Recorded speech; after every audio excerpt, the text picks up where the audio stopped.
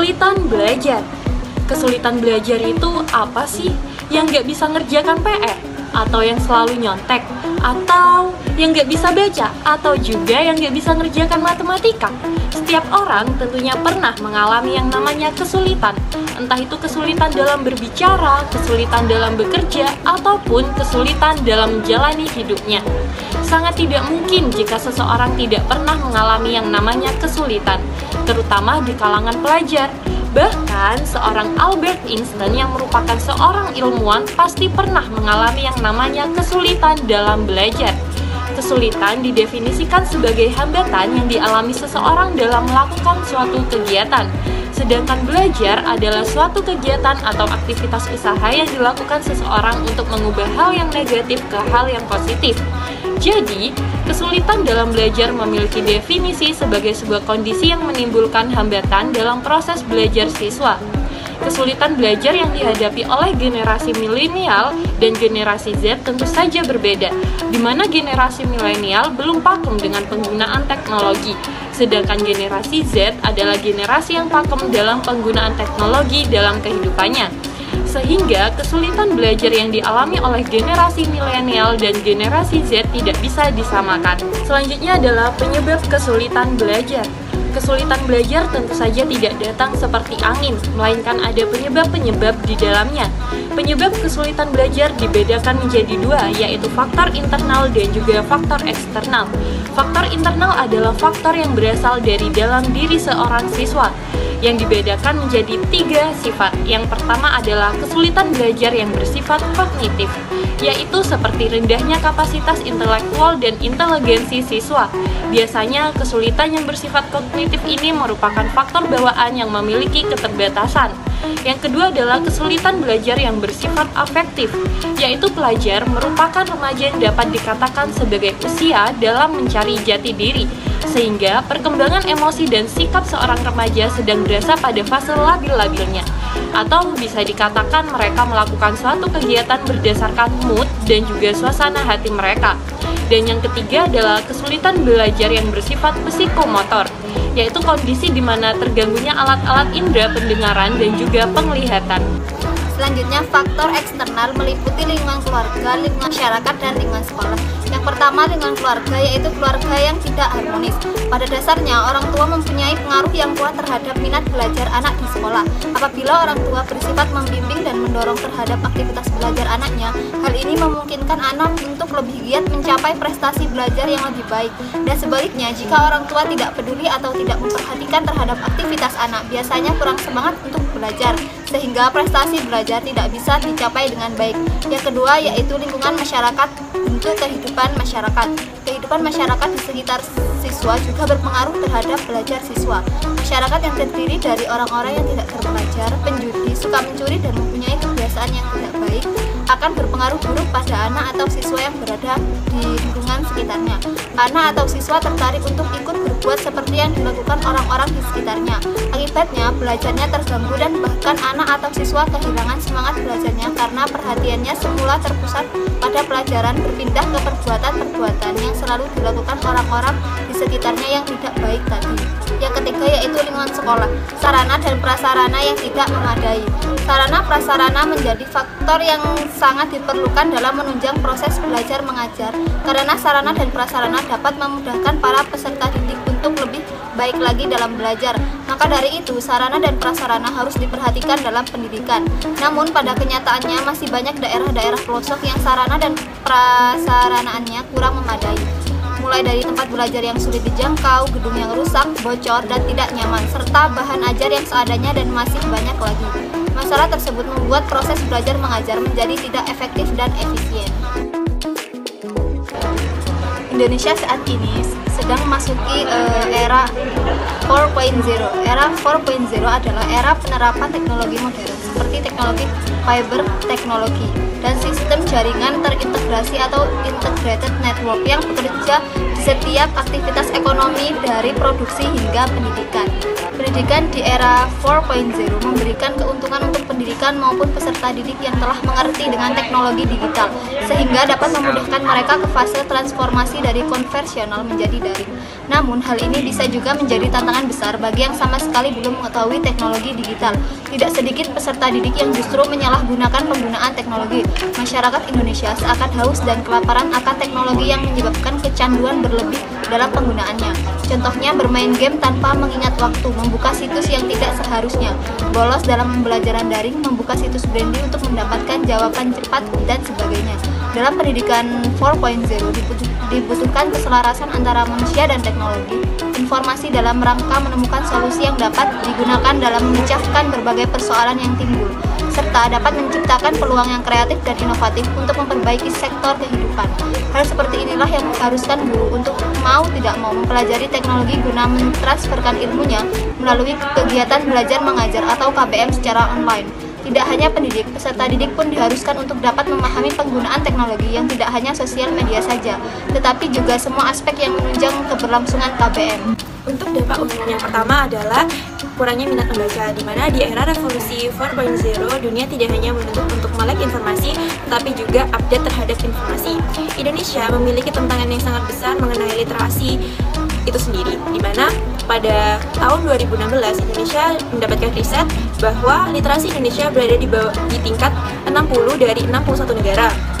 Tidak hanya itu, kemampuan membaca Indonesia pun mendapatkan riset menurut UNESCO yang mengungkapkan bahwa hanya 1 dari 1000 orang di Indonesia yang membaca buku. Hal ini menjadikan fakta yang sangat miris dan memprihatinkan. Tanpa disadari, hal ini menjadikan dampak yang sangat fatal terhadap pendidikan di Indonesia. Yang kedua adalah pendidikan tidak merata. Banyak di daerah di luar sana yang masih minim tentang pendidikan, terutama di daerah bagian pelosok. Bahwa bukan hanya sarana dan prasarana yang kurang memadai, namun juga rendahnya tenaga pendidik, sehingga memerlukan tenaga pendidik dari luar. Penyebab dari faktor kemiskinan anak juga menjadi salah satu penyebab dari kurangnya pemerataan pendidikan di Indonesia. Maka dari itu, pemerintah haruslah membuka mata sehingga dapat melihat pentingnya untuk memeratakan pendidikan di Indonesia. Yang ketiga adalah kesulitan dalam mengaplikasikan media. Banyak anak-anak di Indonesia yang kekurangan pengetahuan mengenai penggunaan gadget di dalam pembelajaran yang dilakukan secara daring pada kejadian sekolah yang diadakan daring di keadaan COVID-19 beberapa tahun yang lalu. Yang selanjutnya adalah penjelasan tidak menyeluruh oleh seorang tenaga pendidik, di mana seorang tenaga pendidik ketika keadaan pada era 4.0 ini, pada saat COVID-19 diadakan sekolah yang secara daring, di mana penjelasan hanya dapat dijelaskan oleh guru melalui sekolah, melalui WhatsApp atau melalui video call, melalui grup WA. Guru menjelaskan materi secara singkat, secara padat dan jelas, namun kemudian memberikan soal-soal kepada murid-muridnya. Dalam pembelajaran tersebut, murid mengalami kesulitan pembelajaran dikarenakan murid akan kesulitan berkomunikasi dengan guru secara tidak langsung.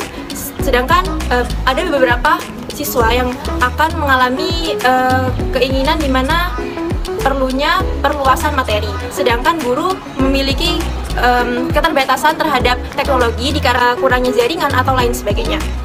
Kemudian kurangnya berpikir kompleks, di mana seseorang dapat melihat suatu persoalan secara utuh. Kemampuan dalam memaknai suatu persoalan secara menyeluruh tidak hanya terfokus pada unsur sebab akibat saja. Kemampuan berpikir ini penting dimiliki oleh setiap siswa, baik sekolah maupun kehidupan sehari-hari. Khusus yang pertama adalah terbaginya konsentrasi siswa, di mana setiap siswa memiliki kapasitas berkonsentrasi yang berbeda-beda.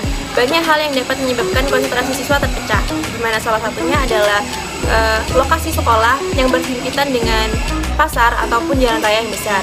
Hal ini dapat menyebabkan suara bising dikarenakan banyaknya kendaraan yang lewat yang menimbulkan suara bising, dan beberapa suara dikarenakan orang-orang berbincang sehingga konsentrasi siswa akan terpecah. Yang kedua adalah penyalahgunaan teknologi. Banyak anak-anak peserta didik yang menggunakan teknologi dengan cara yang salah, di mana mereka menggunakan teknologi untuk hal-hal yang tidak seharusnya digunakan untuk pembelajaran. Salah satunya adalah dalam bermain game atau menggunakan sebagai media sosial atau melihat video yang lain sebagainya. Yang ketiga adalah menerima berita hoax. Berita hoax dapat diterima melalui media sosial juga, seperti penyalahgunaan teknologi yang poin kedua. Berita hoax dapat diterima karena kurangnya minat membaca dan literasi siswa yang setelah saya sebutkan di dampak umum pada slide sebelumnya. Dan setelah yang keempat adalah minat baca yang menurun. Minat baca yang menurun dikarenakan malasnya siswa dalam membaca sebuah materi ataupun buku yang telah disiapkan oleh guru yang mengajar. Hal ini dikarenakan biasanya teknologi kita salah satunya adalah aplikasi Brainly yang memberikan jawaban secara singkat, padat dan jelas setiap seorang siswa itu memberikan soal di Google. Sehingga ketika seorang siswa telah mendapatkan jawaban melalui aplikasi tersebut, siswa akan merasa bahwa jawaban tersebut telah memenuhi tugasnya sehingga ia tidak perlu membaca buku lagi. Yang selanjutnya adalah kemampuan bersosialisasi yang kurang, di mana seharusnya peserta didik memiliki kemampuan bersosialisasi yang baik. Kemampuan bersosialisasi yang baik digunakan peserta didik untuk berdiskusi bersama teman-temannya dalam mendiskusikan materi pembelajaran yang ada di sekolah. Selain itu, ketika peserta didik merasakan rasa nyaman dan senang dalam bermain gadget secara terus-menerus, peserta didik akan merasa bahwa bersosialisasi dengan orang lain, dengan teman-temannya menjadi hal yang tidak terlalu dipedulikan oleh dirinya. Kemudian dampak yang selanjutnya adalah terganggunya kesehatan. Seorang peserta didik pada era 4.0 ini sering menggunakan gadget dalam hal mendapatkan materi dan pembelajaran di sekolah. Banyak siswa yang menggunakan gadget dalam mencari informasi dan berkomunikasi dengan teman-temannya. Ketika seseorang peserta didik telah menggunakan gadget secara terus-menerus, biasanya hal ini akan menyebabkan gangguan kesehatan pada matanya. Hal ini menyebabkan peserta didik harus menggunakan kacamata atau ketika dalam kelas mengalami kesulitan belajar di mana peserta didik yang duduk di belakang tidak dapat melihat dengan jelas tulisan yang telah dipaparkan guru melalui papan tulis. Selanjutnya, apa yang bisa dilakukan? Ada dua hal yang dapat dilakukan dalam mengupayakan kinerja maksimal di era 4.0. Yang pertama melalui peran tenaga pendidik dan yang kedua melalui peran peserta didiknya. Dalam peran tenaga pendidik ada dua upaya, yaitu TechPen atau teknologi pendidikan dan yang kedua kembang atau keseimbangan daring dan luring. Yang pertama, TechPen adalah teknologi pendidikan yang dikhususkan sebagai media sarana dan prasarana pendidikan yang membedakan dan memisahkan dari media-media selain pendidikan. Yang kedua, kembang, yaitu keseimbangan daring dan luring, di mana daring dalam artian penggunaan teknologi diimbangi dengan penggunaan media buku fisik atau dalam artian juga luring. Dan diharapkan dengan peran tenaga pendidik yang kompeten serta dua upaya yang dikombinasikan dapat mengatasi kesulitan belajar pada era 4.0. Lalu apa yang bisa dilakukan oleh siswanya? Dalam menjalankan revolusi 4.0, selain membutuhkan kerjasama dari tenaga pendidik, juga membutuhkan kerjasama dari siswanya dalam memaksimalkan teknologi. Berikut peran siswa yang dapat dilakukan. Yang pertama, memanfaatkan teknologi dengan bijak. Kita bisa memulai dengan menggunakan teknologi tersebut pada waktu yang tepat, seperti untuk waktu belajar, serta gunakanlah untuk menyebarkan hal-hal yang positif yang tidak merugikan orang lain. Gunakan sesuai dengan kebutuhan masing-masing individu.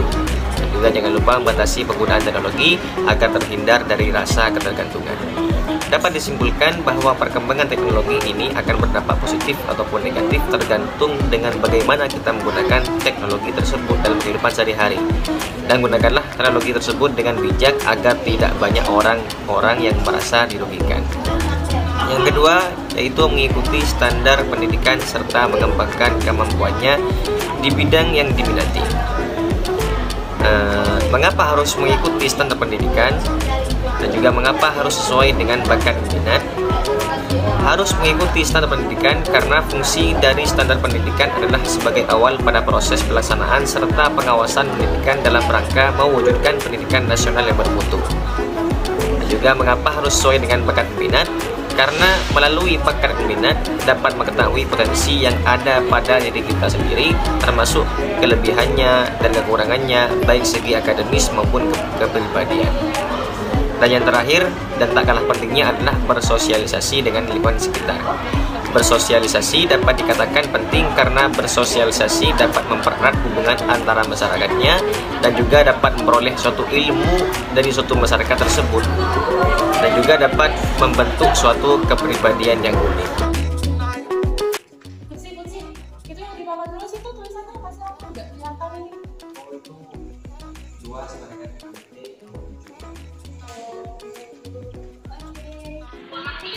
Yuk, yuk.